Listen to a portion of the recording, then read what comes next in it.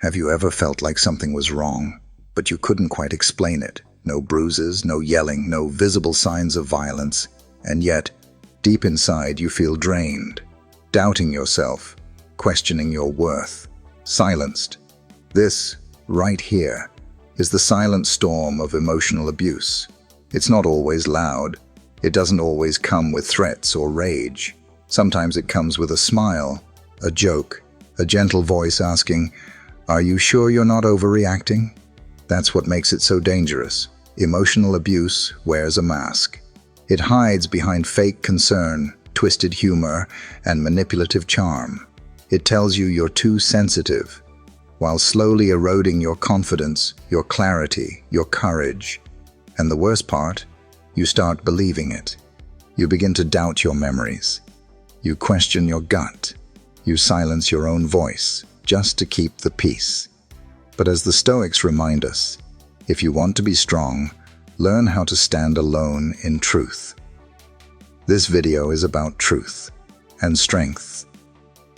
Today, we're going to uncover 5 unmistakable signs of emotional abuse, so you can protect your peace, reclaim your voice, and stand tall in your own worth. Because emotional abuse isn't just something that happens in movies or dramatic relationships. It's in workplaces, friendships, families. Sometimes, it's in the very people we love the most. And sometimes, we don't even realize we're living in it until we step out and see clearly. So if you've ever walked away from a conversation feeling smaller, more confused, or somehow guilty without knowing why, this video is for you. If you've ever felt like you're constantly explaining yourself or apologizing for things you didn't do, this video is for you.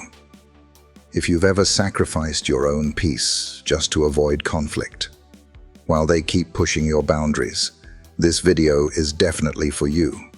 Because clarity is power, and your awareness is your protection. The Stoic philosopher Epictetus once said, "It's not what happens to you, but how you react to it that matters." But here's the twist. Emotional abuse is designed to manipulate your reactions, to make you feel like you're the problem, while they quietly pull the strings. That's why we must learn to recognize it.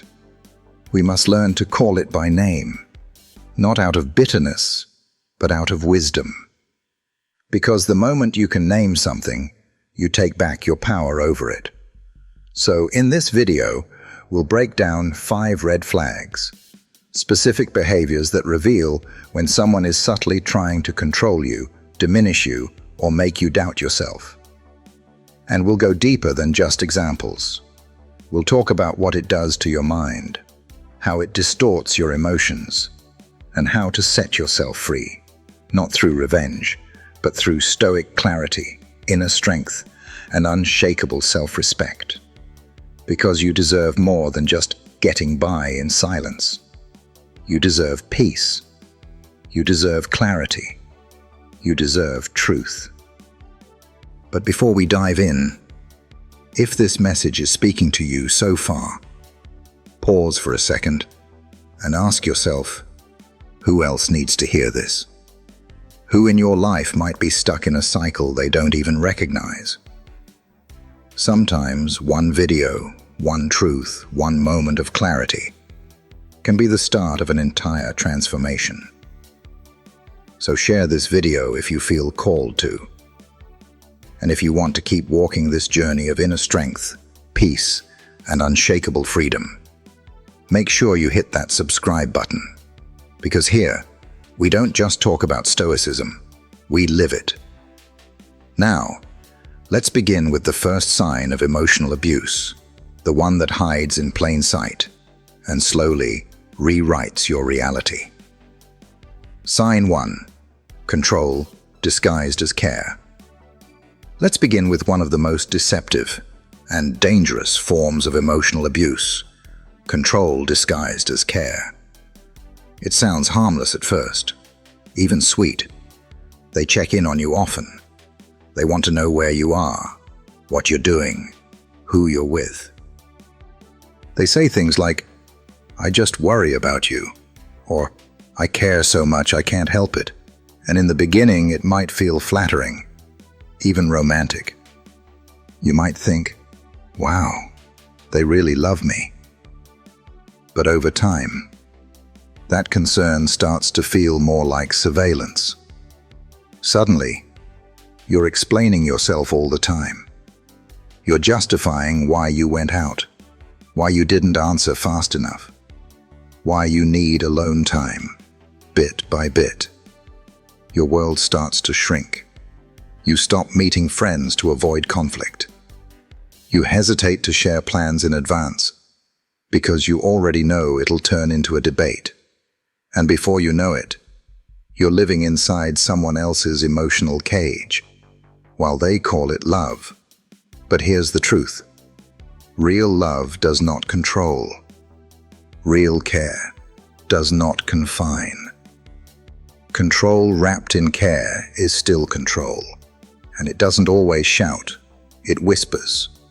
It uses guilt instead of chains. It says, "You don't love me if you go out," or "Why do you need anyone else when you have me?" It's subtle, but it's suffocating. Let me give you an example. Imagine a woman named Rachel. Her partner at first seemed incredibly devoted. He'd text her all day, call her to check in, and insist on picking her up from work, even when she said she was fine taking the bus. Soon he started complaining about her friends. "They don't really understand you like I do. You're different now that you hang out with them." Eventually, Rachel stopped going out altogether.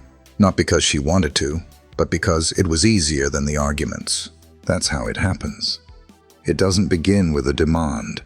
It begins with a suggestion, not a command, but a question. And slowly, your choices become theirs. Your independence fades.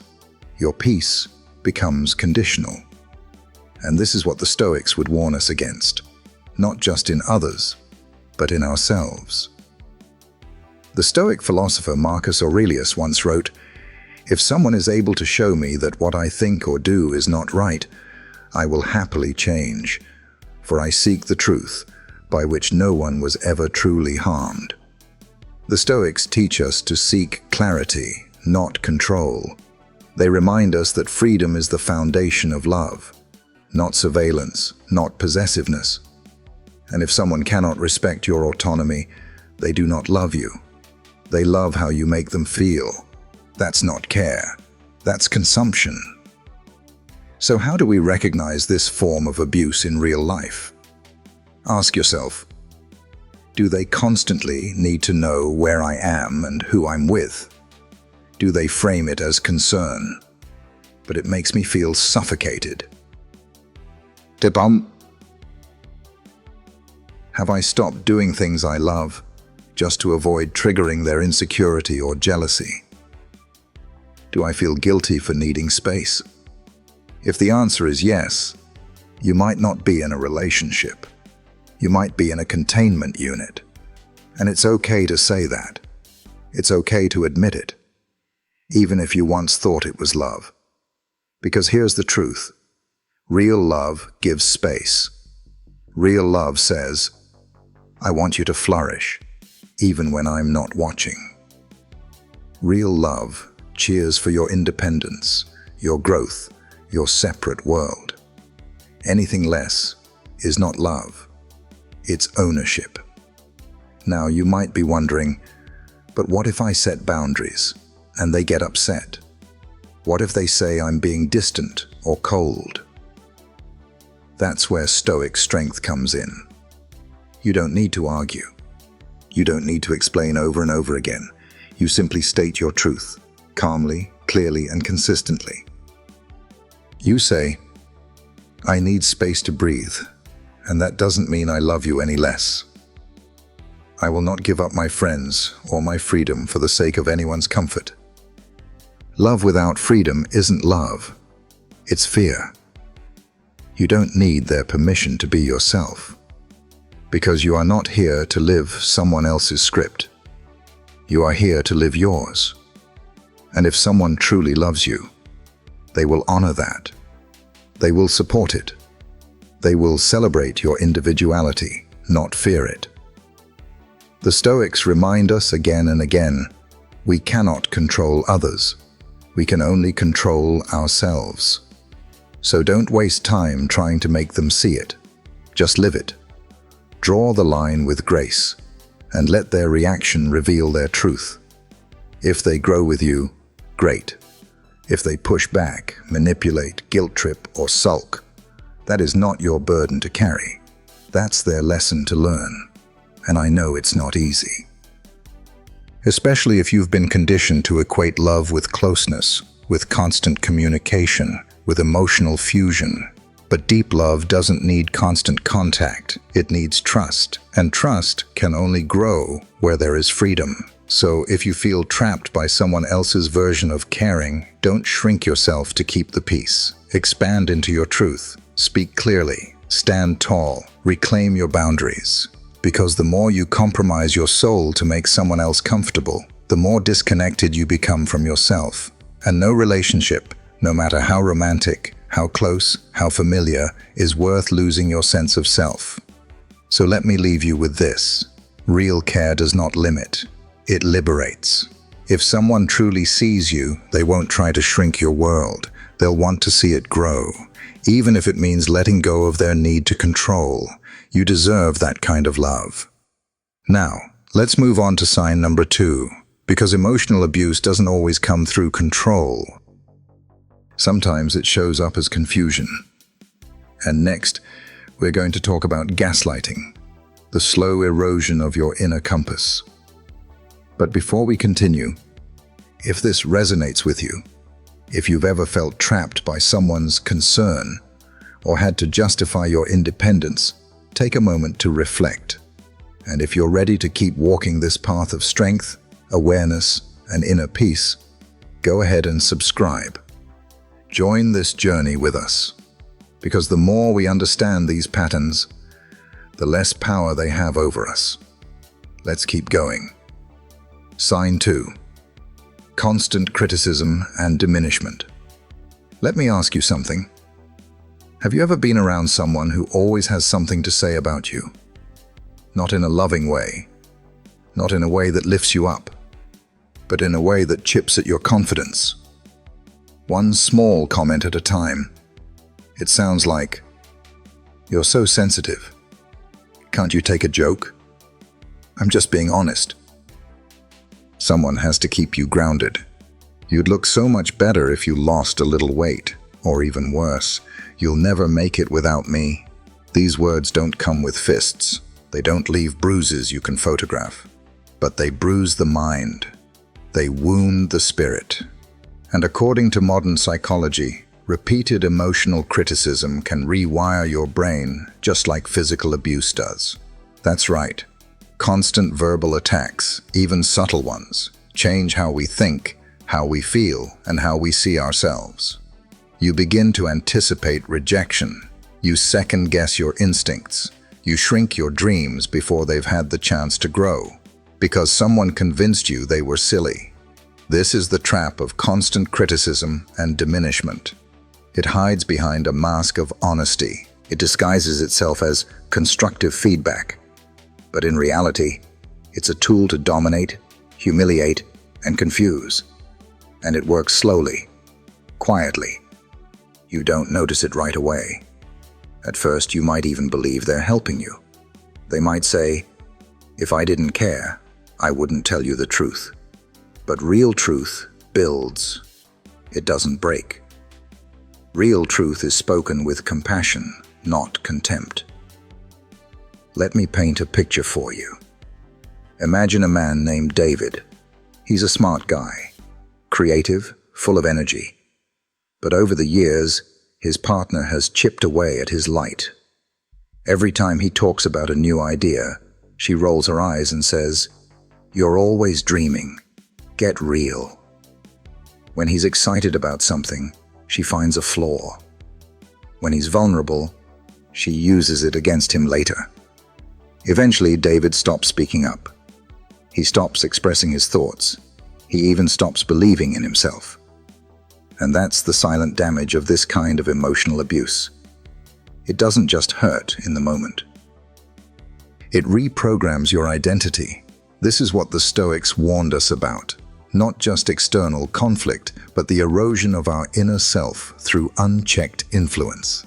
Epictetus said, "What upsets people is not things themselves, but their judgments about these things." And constant criticism plants judgment in your mind, so deeply that eventually you don't need them to insult you anymore. You start doing it to yourself. You internalize their voice.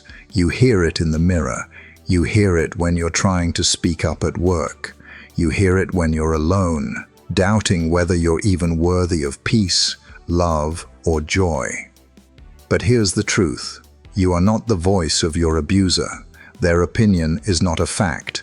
Their honesty is not truth. And their approval is not required for your growth. You see, in Stoicism, there's a powerful distinction between criticism and correction. Correction is a gift. It's given with humility. It helps you grow, expand, improve. But criticism, especially when it's constant and demeaning, is not about growth. It's about control. It shrinks you to keep the other person comfortable. It makes you question your strength, so they don't have to face their own weakness. And the moment you recognize that, you reclaim your power. So how can you tell the difference? Ask yourself, do I feel better or worse after our conversations? Do I feel inspired to grow or ashamed to even try? Are their words consistent, or do they shift the goalposts no matter what I do? Do they highlight my flaws but never my progress? If someone only points out what's wrong and never celebrates what's right, they're not helping you improve. They're trying to anchor you in self-doubt. That is not love. That is not mentorship. That is not friendship. That is abuse, plain and simple. And here's where Stoic wisdom shines. You are not required to entertain every opinion. You do not need to defend yourself against every insult. You have the right to protect your peace. Marcus Aurelius put it best when he said, "You have power over your mind, not outside events." Realize this, and you will find strength. So don't argue with the critic. Don't beg for understanding.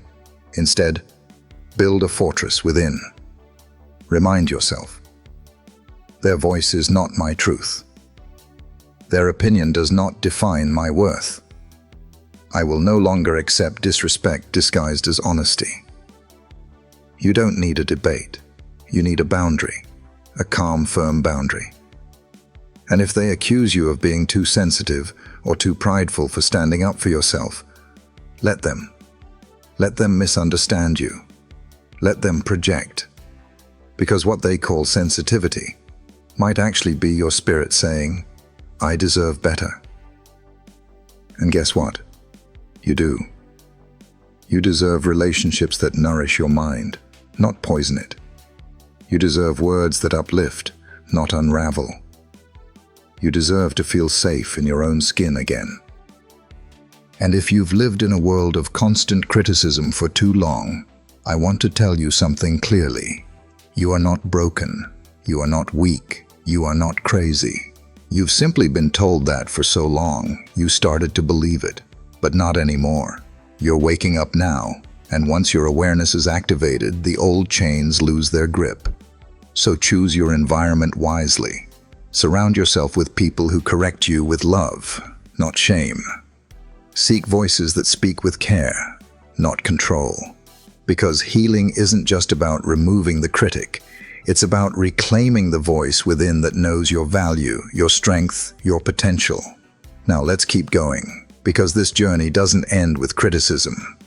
There's another sign we need to talk about, one that's subtle, manipulative, and deeply damaging: emotional invalidation, the kind of abuse that erases your feelings and rewrites your reality.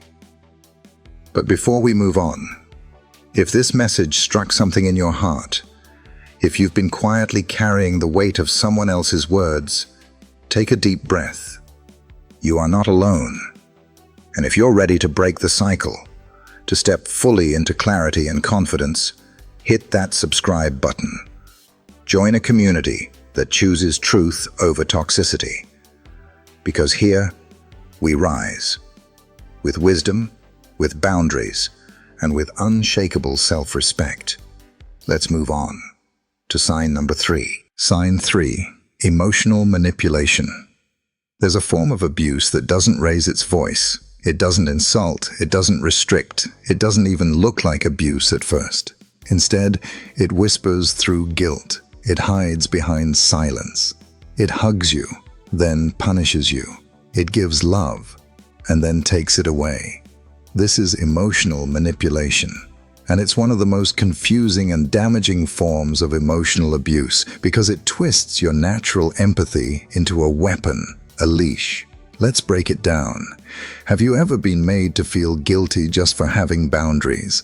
Like when you say, "I need some time to myself," and suddenly their tone changes. They withdraw. They go cold. They sigh loudly, slam a door, or say, "Fine, do whatever you want."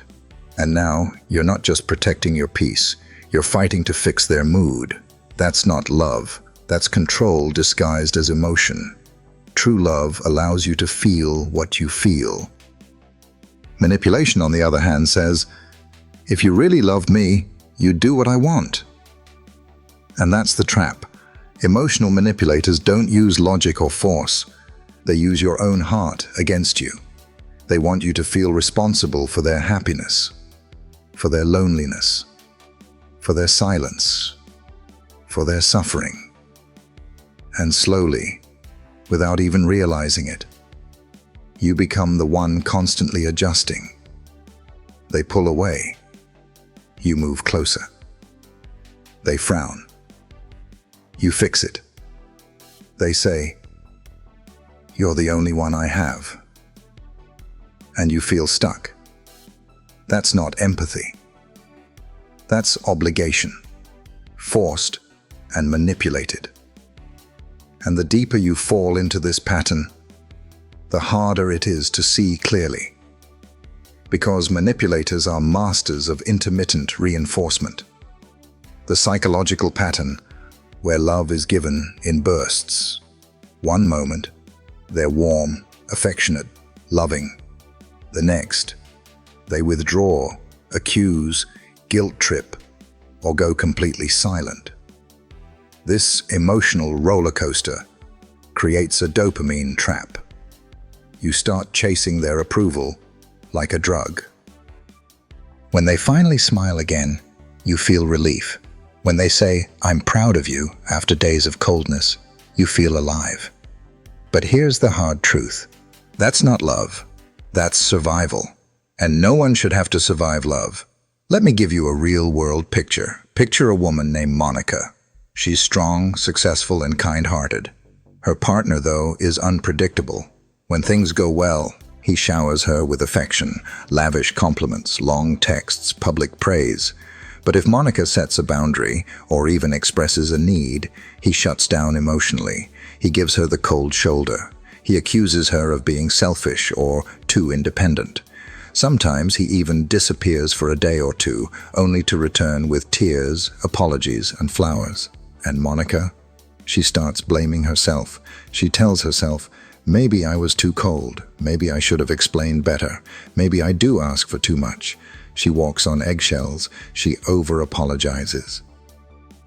And she forgets what it feels like to be truly safe. This is how emotional manipulation creates dependency.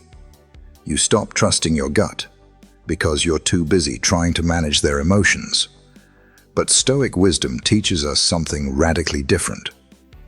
You are not responsible for how others choose to feel. Let me repeat that. You are not responsible for their reactions. The Stoics, especially Epictetus, reminded us that while we can act with virtue and compassion, we are not in control of another person's inner world. Each person is the steward of their own emotions. And when someone makes you feel like it's your duty to regulate their moods, their peace, their happiness, you are not in a relationship. You are in an emotional hostage situation. So how do you recognize this? Start by asking, do they guilt me into decisions I don't want to make? Do I feel like I'm always walking on emotional eggshells? Do they go silent or act distant whenever I set a boundary? Do I feel drained after every disagreement, even when I was respectful? If these resonate, know this: manipulation is not love. Love respects your autonomy. Love says, I honor your space, even if it's uncomfortable for me. Love doesn't withdraw affection as punishment. It doesn't turn silence into a weapon. It doesn't make you feel like you're the villain for choosing yourself.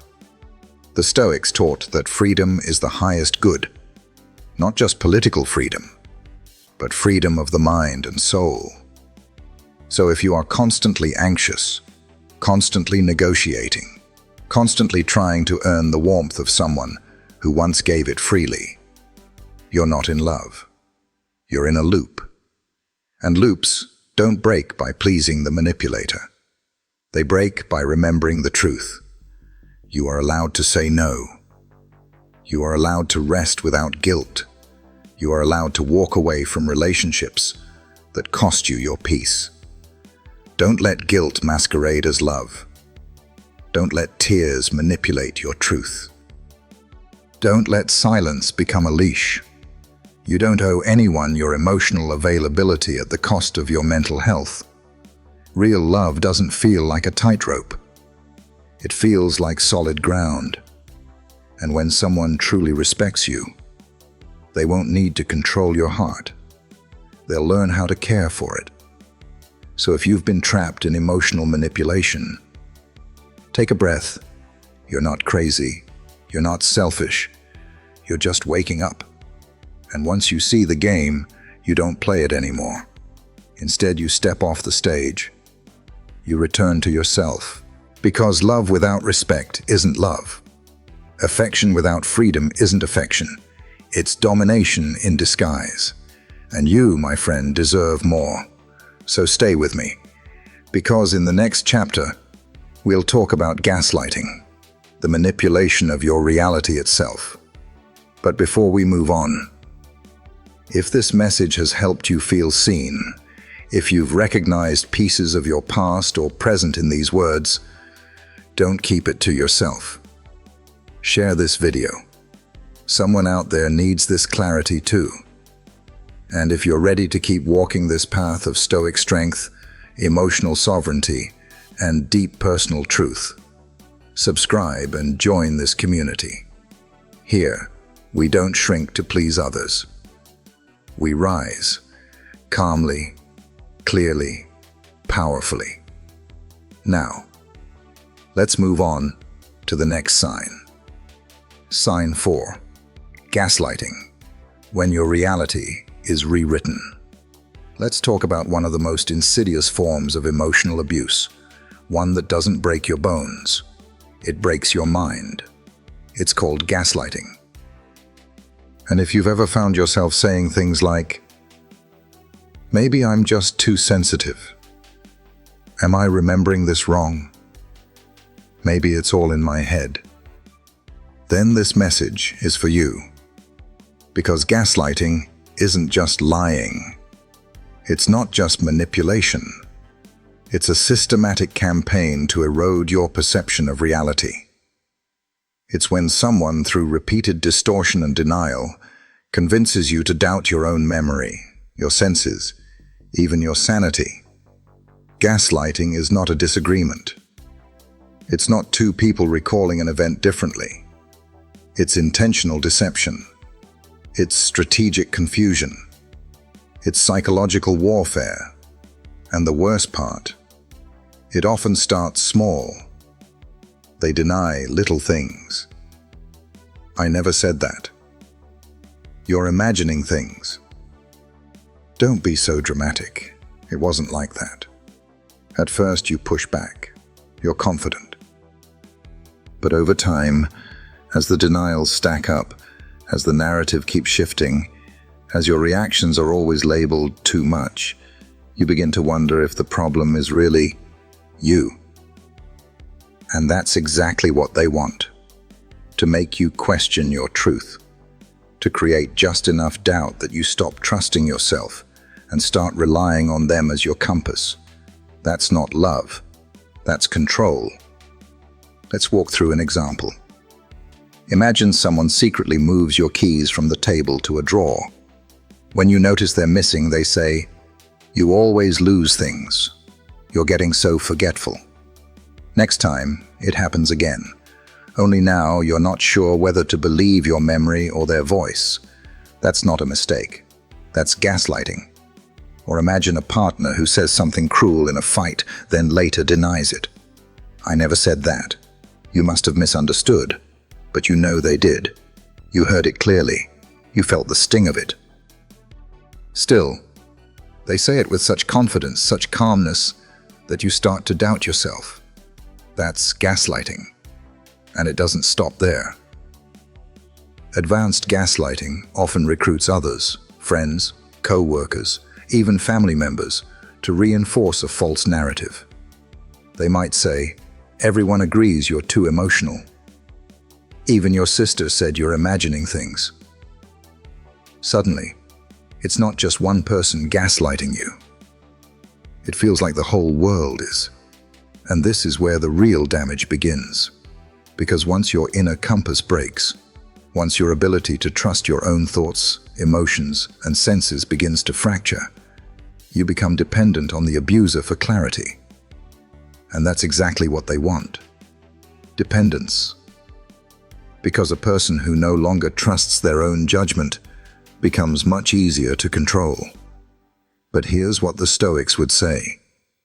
If you wish to be free, be honest with yourself first. Epictetus. Gaslighting is theft. It's the theft of your agency, your ability to observe, decide, and act based on your own truth. And in a Stoic life, your perception is sacred. It's the root of your freedom. So how do we defend ourselves from this kind of psychological invasion? We anchor ourselves to reality, not by emotion alone, but by evidence, reflection, and trusted truth. Here's how. 1. Write things down. Keep a journal. Take notes. Record conversations when legally allowed, not for revenge, but for clarity. Because when your memories are questioned, your written word becomes a mirror to help you see what's real. 2. Don't argue to convince them. Clarify to yourself. Gaslighters want you to spiral, to get emotional, to fight for your reality, so they can flip it and say, "See? You're unstable." Instead, remain calm. Not for them, for you. Say, "That's not how I remember it, and I trust my memory. I don't agree with that version, and I won't engage in this loop."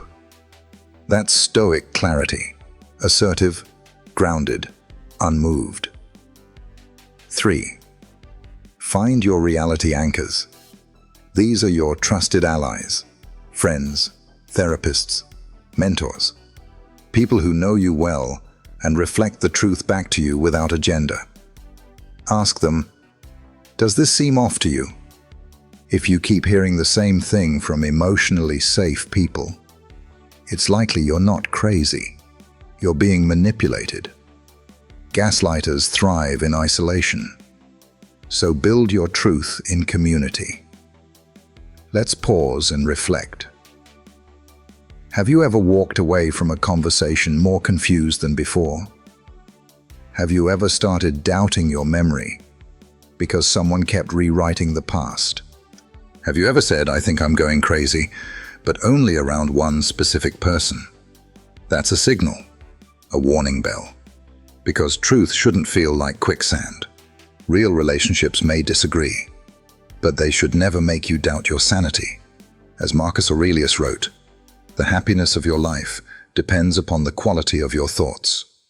So protect your thoughts, guard your reality. And if someone is working to dismantle your sense of self, don't stay to negotiate. Step back and rebuild your foundation. Because once you reclaim your perception, you reclaim your power. Let me say this clearly. You are not too sensitive. You are not forgetful.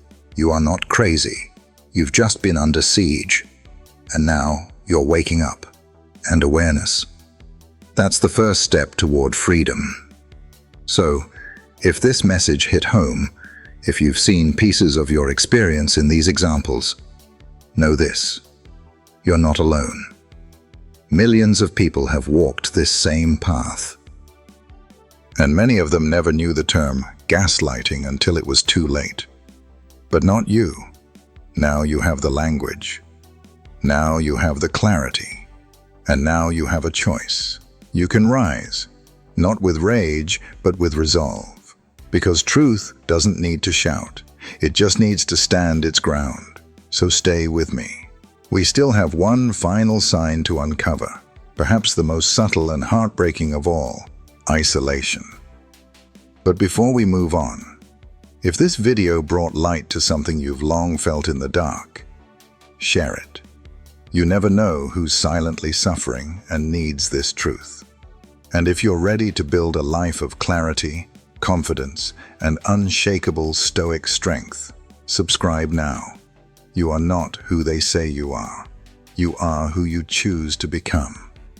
Let's keep going. Sign 5. Boundary violations. Let's talk about the final and often overlooked sign of emotional abuse: repeated boundary violations. And I want to begin with a simple truth. Your boundaries are not up for negotiation. They are not suggestions. They are not moods. They are a reflection of your self-respect. But emotional abusers, they test those boundaries again and again and again, and not always with anger. Sometimes with charm, with jokes, with "it's not a big deal." But here's the thing. If someone consistently ignores what you say you're not comfortable with, that's not love. That's manipulation. Let's break this down. Boundary violations can be small at first.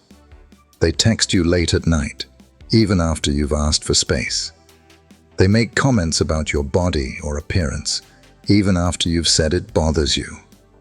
They go through your phone, your journal, or your emails without permission. They accidentally show up where you are, even when you didn't invite them. And when you confront them, they don't take responsibility. They joke. They minimize. They say things like, "I was just worried. You're overreacting. Wow, you're being cold." And what follows is a predictable cycle: violation, apology, promise, violation again. It always sounds like, "I'm sorry. It won't happen again," until it does. Because the apology was never about change. It was about resetting the game. You begin to feel crazy for having limits. You feel selfish for asking for space. You feel guilty for needing time to yourself, or privacy, or a voice in your own life. That's the goal of repeated boundary violations. To normalize intrusion. To slowly chip away at your autonomy until you believe you owe them access. And this is where the Stoics would draw the line, with absolute clarity. Epictetus taught, never allow another to steal your peace unless you hand it to them willingly. And boundaries. Boundaries are the way we protect that peace. You see, the Stoics didn't believe in cutting yourself off from the world, but they fiercely believed in guarding your soul. They understood that peace is not a passive state. It's an active practice, and that begins with boundaries. Let me give you an example. Imagine someone named Jason. He's kind, generous, doesn't like conflict. He tells his partner he needs Sunday mornings for solitude, just to journal, walk, and reconnect with himself. At first she agrees, but then comes the first emergency, the second urgent talk, the third unannounced visit. Soon, his Sundays are no longer his. And when he says something, she cries. She says, "You're pushing me away." And now Jason feels like the villain for simply wanting time to breathe. This is the emotional toll of boundary violations. They don't just intrude on your space. They rewrite the story to make you feel like the problem. But listen closely. Wanting space is not rejection. Needing privacy is not secrecy. Having boundaries is not being cold. It's being whole. And anyone who can't honor your boundaries is not trying to love you, they're trying to possess you. So how do you know when your boundaries are being disrespected? Here are a few signs. You've stated a clear limit more than once, and it's still ignored. You feel the need to explain or justify your boundaries over and over again. They guilt-trip you for needing space, time, or independence. You find yourself compromising just to avoid their reactions, even when it leaves you exhausted. If this sounds familiar, I want you to hear this. You're not asking for too much. You're asking the wrong person. Because healthy people, they don't push against your limits. They honor them. They don't make you feel bad for saying no. They respect the courage it takes to say it. Stoic philosophy teaches that our first duty is to ourselves, to protect the inner citadel, the fortress of our mind and character. And boundaries are the walls that keep toxic behavior out. But here's the key. You must enforce them without guilt. That's the hard part. Because people who constantly violate your boundaries are often skilled at making you feel like the abuser. They might say, "You're shutting me out. I thought you cared. So you're just going to leave me." But remember this, someone else's discomfort is not your responsibility, especially when it comes from your self-protection. Let me repeat that. Your boundary is not the problem. Their disregard is. You can hold the line with calm. You don't need to yell. You don't need to argue. You simply say, "This is what I'm okay with. This is what I'm not okay with. If that's not respected, I will step back." And then you follow through, because boundaries without consequences are just wishes, but boundaries with strength, they are a declaration. They say, "I know my worth. I honor my peace. I will not abandon myself to keep someone else comfortable." And that, my friend, is real love. Not for them, but for you. So if you've been stuck in the cycle of broken boundaries, violations followed by apologies that lead nowhere, it's time to return to yourself. Draw the line, stand firm. Walk away when necessary, not out of anger, but out of deep self-respect. Because as Marcus Aurelius wrote, "The soul becomes dyed with the color of its thoughts." So what color are your boundaries painting your soul? Are you living in light or letting others dim it? You get to choose. You are not here to be consumed. You are not a resource for others to use up. You are a person with needs, limits, and an inner world worth protecting. And anyone who truly cares about you will know this. Your boundary is not a wall between you. It's a bridge to a healthier connection. So as we close this chapter, let me leave you with this. Love without respect is not love.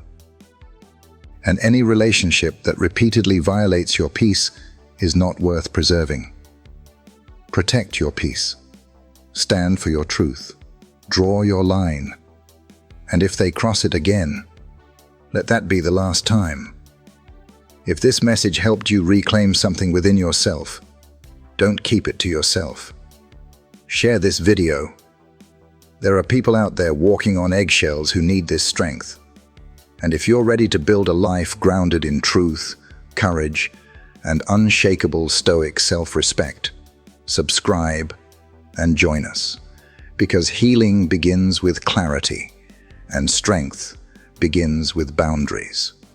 Let's rise together. Let's be clear. Emotional abuse is not just someone's bad day, a personality quirk, or a harmless flaw. It is a pattern, a repeated, intentional pattern of erosion, meant to wear down your confidence, distort your reality, and take control of your life without ever raising a fist. It's not always loud, it's not always obvious, but it always leaves scars. And those scars, They often don't look like trauma. They look like self-doubt, like hesitation, like a shrinking voice, like a heart that once beat freely, now walking on eggshells every day.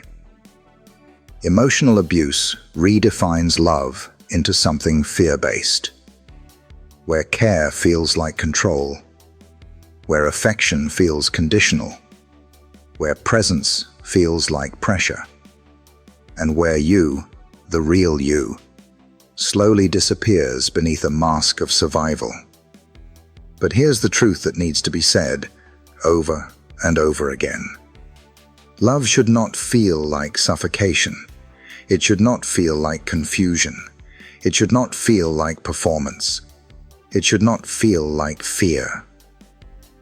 The moment you start questioning your reality, suppressing your needs, or sacrificing your peace just to keep someone else calm, you are no longer in a relationship. You are in a silent war. And I know it can be incredibly hard to see that when you're deep inside it, because emotional abuse isn't just about what they do. It's about how they make you feel about yourself. And you begin to think you're the problem, that if you could just explain better, just love harder, just be a little more patient, maybe it would stop. But here's what Stoic wisdom reminds us. If someone is harming your soul, no amount of patience will turn poison into peace. Inspired by Epictetus.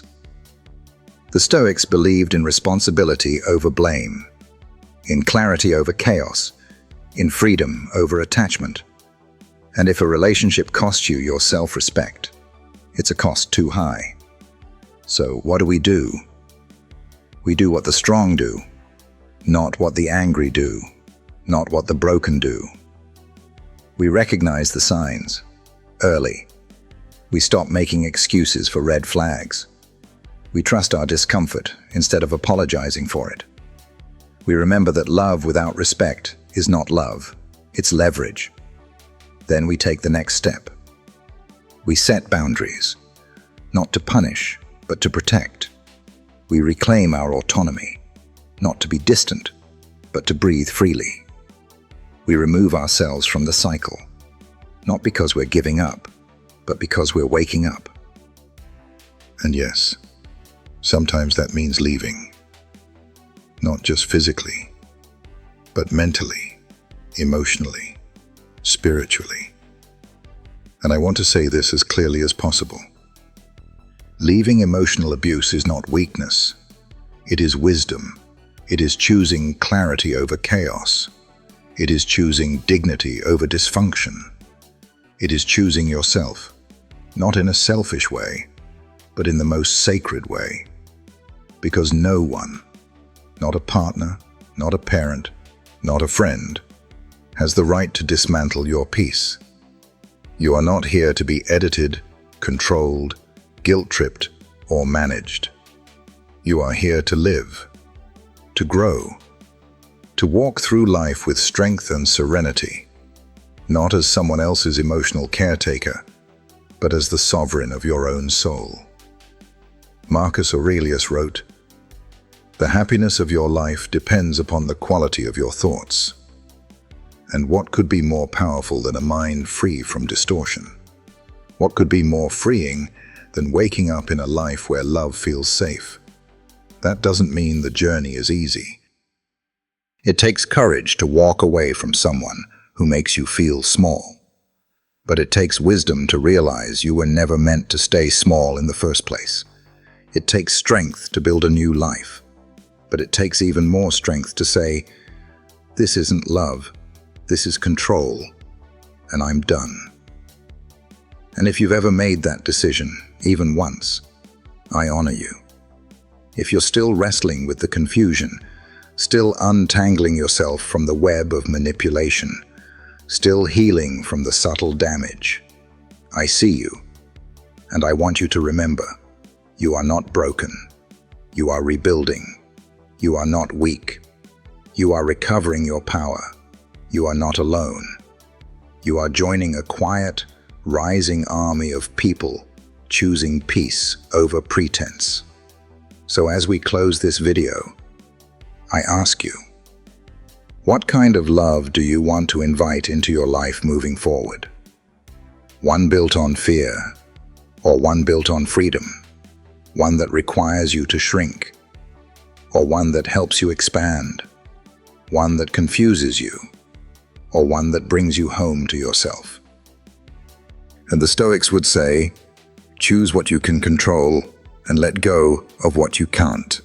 And what you can control is this: who you allow access to your soul, what kind of treatment you accept as normal, and when it's time to say, enough. So take that power back, piece by piece, boundary by boundary, breath by breath. You are not who they made you feel like. You are who you decide to become now. And if this video has been part of your awakening, then don't stop here. This is just the beginning. If this video spoke to your heart, please don't leave in silence. Like it, share it, comment below, tell your story. Your courage might be someone else's clarity. And if you're ready to walk the path of stoic strength, emotional self-respect, and deep inner peace, subscribe to this channel. Here, we don't just talk about healing. We live it. We walk it. We rise through it. Together. Thank you for being here. Now go protect your peace, and never apologize for doing so.